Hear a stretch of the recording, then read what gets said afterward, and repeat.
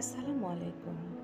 আজকে দুপুরে খুব সাদামাটা কিছু খেতে ইচ্ছে করছিল, যার জন্য তৈরি করে নিলাম পেঁয়াজি। এর জন্য ডাল আগে থেকে বেটে রেখেছিলাম, তার সঙ্গে পেঁয়াজ কুচি, মরিচ কুচি দিয়ে দিয়েছি, হলুদ, লবণ স্বাদ অনুযায়ী, আর দিয়ে দিয়েছি জিরার গুঁড়ো, দিয়ে সুন্দর করে একটু মেখে নেব। এই ধরনের খাবার আমার খুব পছন্দের, সাদা ভাতের সঙ্গে ভাজি, ভর্তা, এই ধরনের বড়া তে ভাত খেতে বেশ দারুণ লাগে। আর যখন একটু হালকা ঠান্ডা ঠান্ডা পড়তে লাগে, এই ধরনের খাবারগুলো আরও বেশি পছন্দ হয়।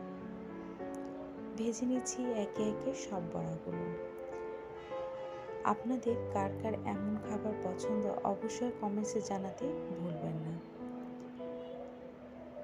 মাশাআল্লাহ, অনেক মজা হয়েছিল। বাসায় ধনেপাতা ছিল না, থাকলে ধনেপাতাটা দিলে আরও বেশি মজা হয়। আসলে ঘরের খাবার সব সময় বেস্ট।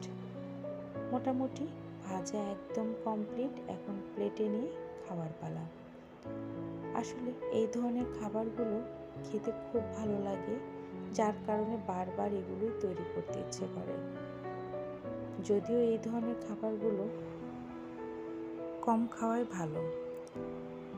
যাই হোক, বড়া ভাজা একদম রেডি।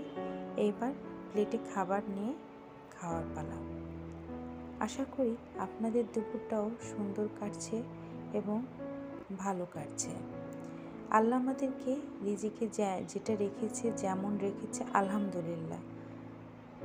ভাত আমি এখানটায় উঠিয়ে নিয়েছি, এবার একটু বড়া, ভাজি সব কিছু উঠিয়ে নেব।